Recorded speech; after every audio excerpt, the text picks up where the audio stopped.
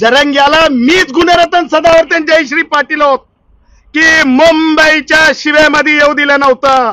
आता परत त्यानं चुळबुळ चुळबुळ वळवळ वळवळ चुळबुळ चुळबुळ वळवळ वळवळ करायला लागलाय. अरे सुट्टी द्यायला तू कोणच बे? हा पावशेरी, तुला कोण विचारतंय बे? सरकारला आणि सन्माननीय जे कोणी कोणत्याही समाजाचे असू देत, उदय सामंत ब्राह्मण असतील म्हणून तुम्ही त्यांना टीका करू शकत नाही. जसं संजय राऊतच्या बोलण्यामध्ये म्हणाला होता की नाही उदय सामंत काय नेते आहेत काय. म्हणजे काही लोकांचा जरंगे सारख्या या लोकांच्या नजरेमध्ये कसं असतंय, मग मुख्यमंत्री ब्राह्मण समाजाचे झाले, उदय सामंतांसारखे ब्राह्मण समाजाचे मंत्री झाले, समजा काय म्हणतात महसूल मंत्री अदर दॅन म्हणजे ब्राह्मण म्हणजे इतर समाजातले झाले, ओबीसी समाजातले झाले, की असे काही लोक बोलत राहतात जे जातीच्या चष्म्यातून पाहतात. ते बघा ना, तुम्हाला सांगतो, ते निंबाळकर, ते जी आपण ती ऑडिओ क्लिप ऐकलेली होती, त्या ऑडिओ क्लिप मध्ये वय काय त्या निंबाळकराचं, काय ते त्या महिलेशी बोलत होता. म्हणजे ती महिला तिकडून म्हणत होती की 96 काय म्हणतात ते 96 किती 96 कुळी मराठा आहे मी. हो, कोणत्या पब्लिक सर्वंट राहिले? मला सांगा, ज्या गोष्टी भटक्या विमुक्तांच्या नेत्यांवर लागू पडतात, खोटे गुन्हे तयार करण्यासाठी, अडकवण्यासाठी, मग ते सन्माननीय मंत्री गोरे ना काय आपले, हा नाही उदय सामंत नाही, ज्यांच्या बाबतीत निलंगेकर हा जयकुमार गोरे हे मायनॉरिटीचे आहेत किंवा जे राज्य करणाऱ्या समाजापैकी नाहीत, आतापर्यंत राज्य करणाऱ्या समाजापैकी नाहीत. ही अशी विक्टिमायझेशनची प्रोसेस आहे ना, ही विक्टिमायझेशनची प्रोसेस काठावरला मराठा समजणारा संजय राऊत असेल किंवा लुडबुड करणारा जरंगे असेल, त्यांच्या डोक्यातच भरलेली आहे. त्यामुळे मला असं वाटतंय की या लोकांना की नाही येणाऱ्या काळात मराठा समाजही धडा शिकवेल, भटका विमुक्त धडा शिकवेल.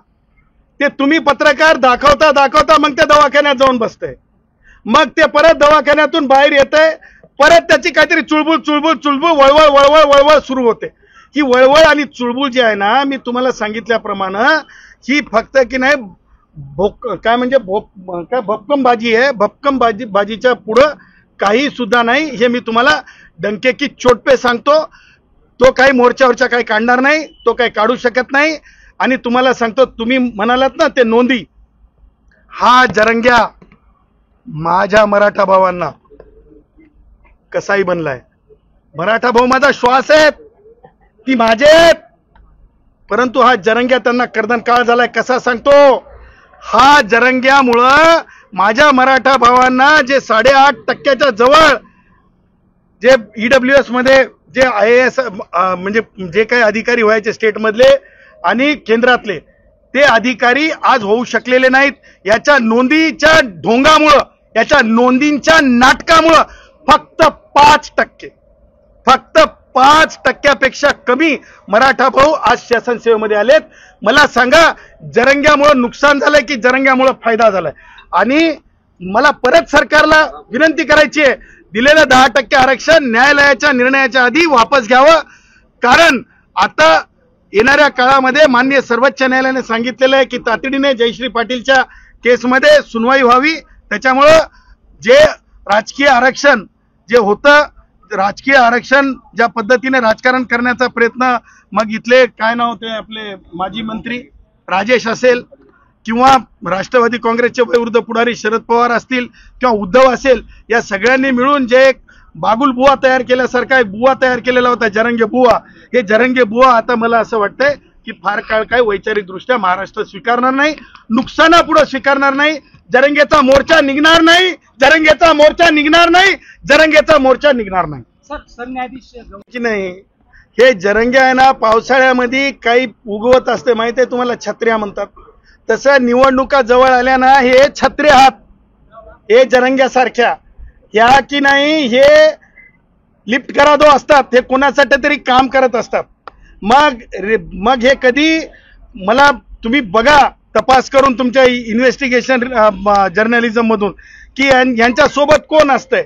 यांच्या सोबतचे मग ते रेती माफिया असतील की मग ते काय म्हणतात ते गुटखा माफिया असतील, ह्या लोकांच्या आधारावर, काही राजकीय पुढाऱ्यांच्या आधारावर बोलणाऱ्यांवर काय पानचट बोलून फायदा आहे, काय पानचट बोलून फायदा आहे, काय पानचट बोलून फायदा आहे.